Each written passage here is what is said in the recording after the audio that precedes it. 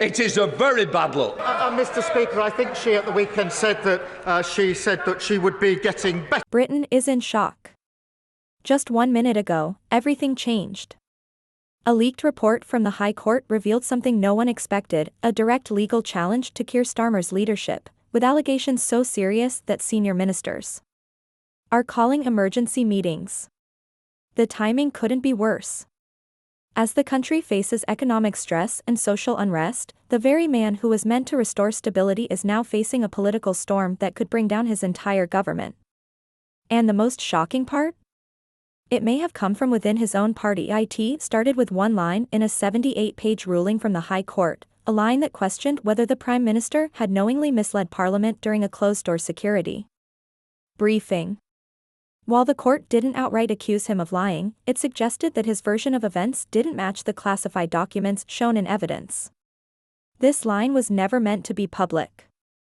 But a digital leak, reportedly traced back to a junior legal assistant, made it spread across the internet like wildfire.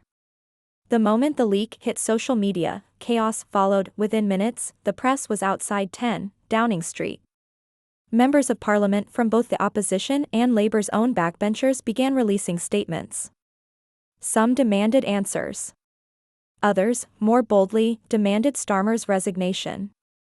The phrase, constitutional crisis, began trending. The Speaker of the House scheduled an urgent evening session. The Prime Minister was nowhere to be seen. It wasn't just the legal line that caused the uproar. The document contained email logs between Starmer's office and key civil service advisors, suggesting his team may have tried to delay publication of classified findings that could have embarrassed the government. The suggestion that the PM may have tried to manage the timing of national security documents made things even worse. Suddenly, it wasn't just about honesty, it was about power, control, and the integrity of office. Then came the biggest surprise. The BBC's political editor received confirmation from a palace source that the king had been informed of the matter early that morning. That one word, informed, shook the government. Because by royal protocol, the monarch is only directly briefed in such a way during serious constitutional emergencies. It meant one thing: this situation had officially gone beyond normal politics. This was no longer just a scandal. It had become a matter of national confidence. Outside Parliament, protesters began gathering. Some supported Starmer, calling the leak a smear campaign. Others carried signs that read, "Resign now." Some were simply confused, unsure if their leader was being attacked unfairly or caught in something bigger than anyone expected. Inside Labour HQ, party officials were locked in private calls with MPs, strategists, and legal advisors. Leaked messages showed panic. Phrases like damage control, emergency unity speech, and leadership vote prep were being thrown around, and still, no word from Starmer. All of this, every headline, every breaking alert, erupted in less than an hour. But the crack that caused it? Just one sentence from the High Court. One sentence that might take down the most powerful man in British politics. The question now is simple: can Starmer survive this storm, or is this the beginning of his end? To understand how Keir Starmer reached this moment of crisis, we have to look back at a series of political missteps that slowly chipped away at his authority. This didn't happen overnight.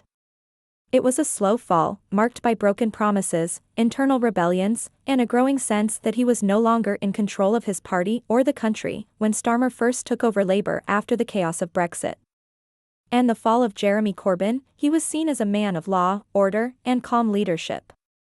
A former prosecutor, he promised to bring a grown-up politics back to Britain. Many believed in him, especially the moderate voters who had abandoned Labour during Corbyn's era. For a time, it seemed to work. The polls showed small gains. His speeches sounded professional. The media praised him for being steady, even if not exciting, but behind the scenes, trouble was already brewing. His first big mistake came when he failed to take a clear position on the rising cost of living. While people struggled with energy bills and food prices, Starmer gave careful, legal-style answers instead of bold solutions. His critics called him cold and robotic. Some said he lacked empathy. Instead of connecting with working-class voters, his speeches felt distant. His own party members began to whisper that he was playing it too safe. Then came the strikes. Teachers, nurses, train workers, all walking out, demanding better pay and working conditions.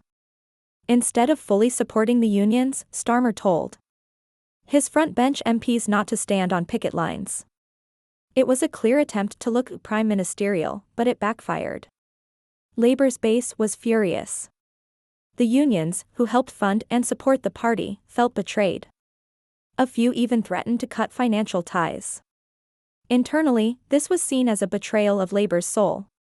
And for many, this was when Starmer began to look less like a leader and more like a man trying to protect his image. As months passed, more cracks appeared. Starmer made promises, like scrapping tuition fees or ending tax loopholes, but later walked them back. Every time he changed course, his critics accused him of being dishonest or weak. Instead of inspiring trust, he inspired doubt. Then came one of the most damaging moments, the green energy U-turn. After announcing Labour's big plan for a £28 billion green investment, Starmer scaled it back under pressure. He blamed rising costs, but the public saw it as retreat. Environmental groups called him out. Young voters who cared about climate action began to lose faith. It wasn't just a policy issue, it was about trust. Another promise broken. Another image weakened. Even within his own team, tensions were rising.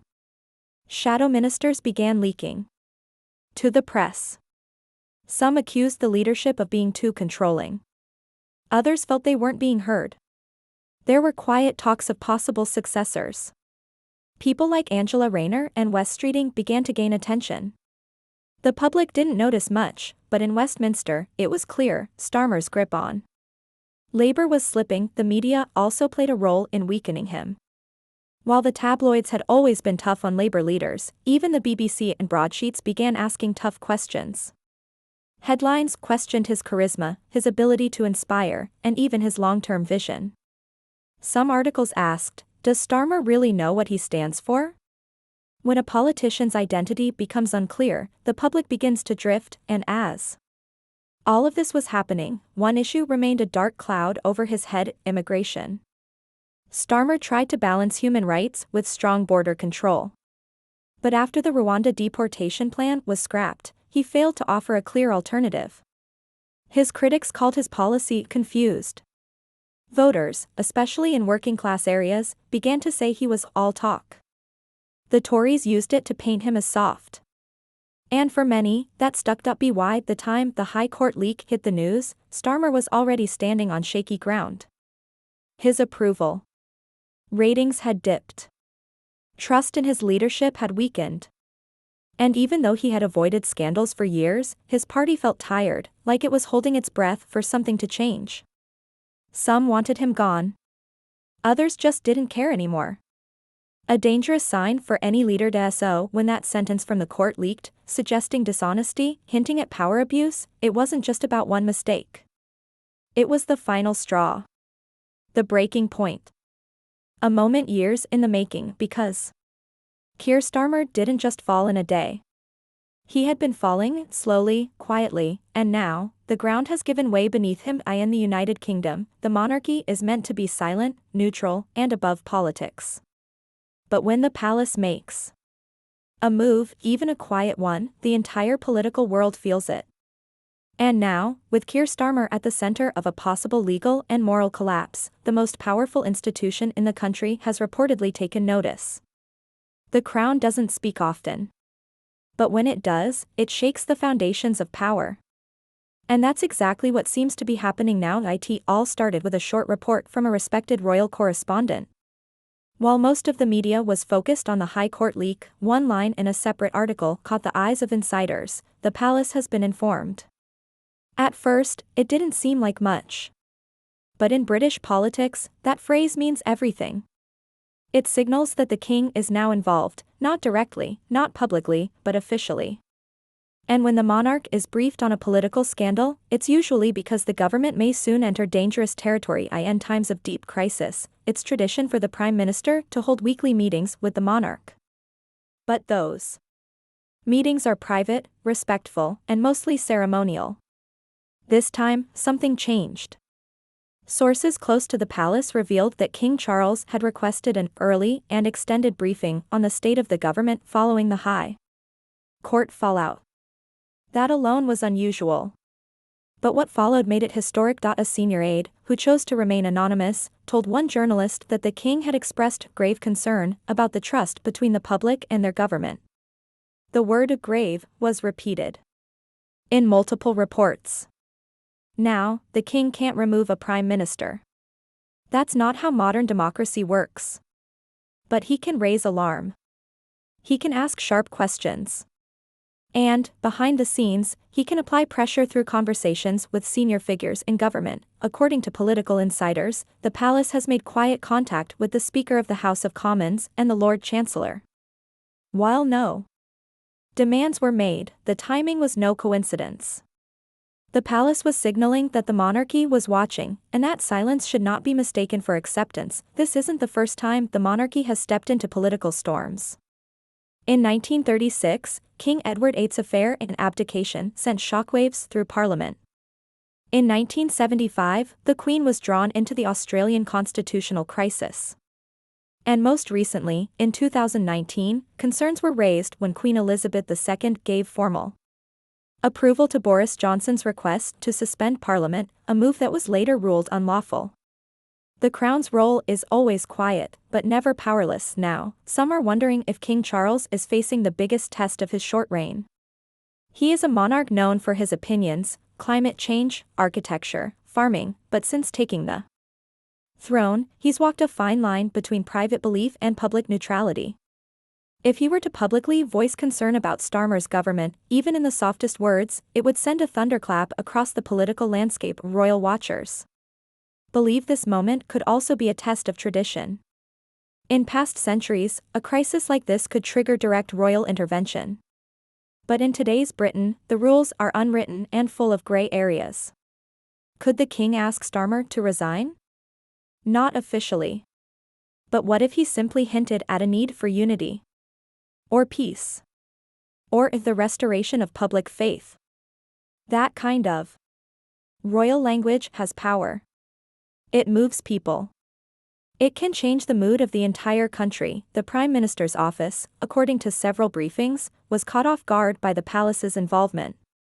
One staffer reportedly said, "We didn't expect them to move so fast." Another said the team is now scrambling to ensure the palace feels respected and reassured. In other words, Downing Street knows what's happening, and it's worried. The media has begun circling the story. Headlines now include the word king more often than the word of Starmer. Newspapers are calling this a royal reckoning.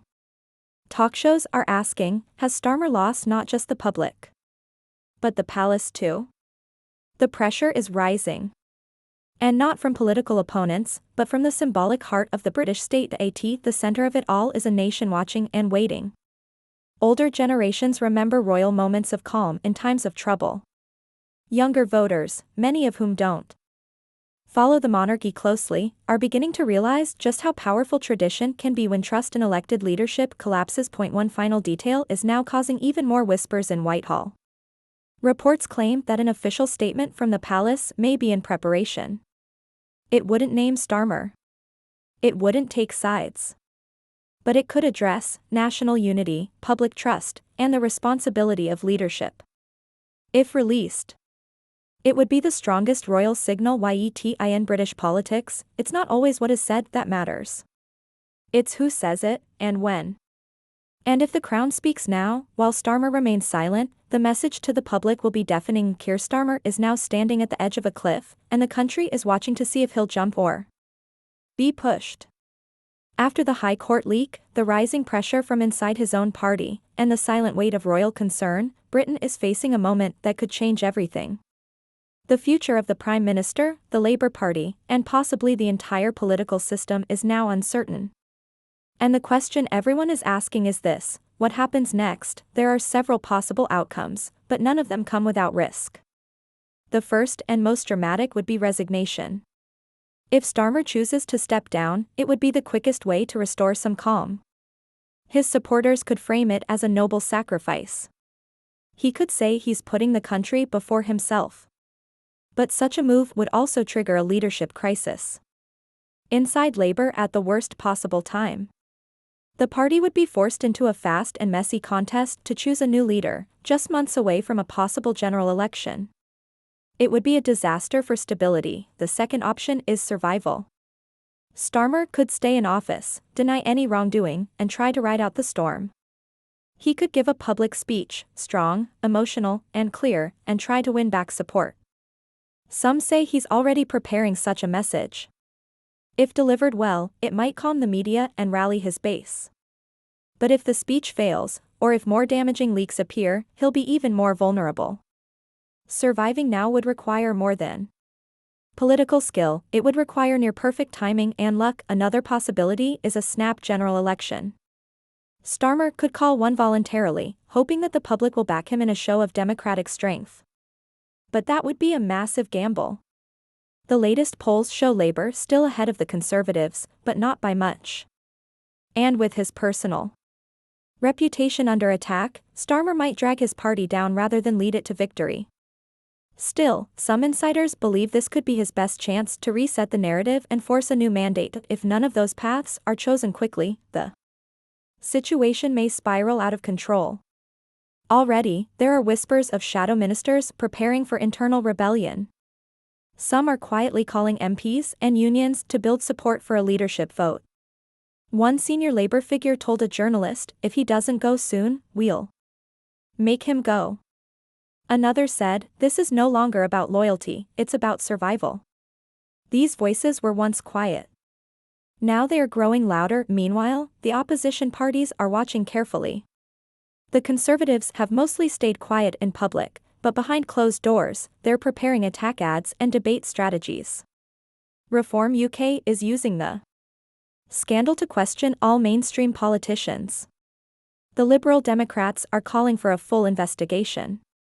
And smaller parties, like the Greens and SNP, are using the moment to demand stronger ethics laws and transparency. Everyone sees this as an opening, and then there's the public. Outside the political bubble, ordinary people are confused, angry, and tired. They feel like trust in politics has been broken again. Some see Starmer as a man under unfair attack. Others believe he's just another leader who's let them down. The real danger isn't just to one man, it's to public confidence in democracy itself.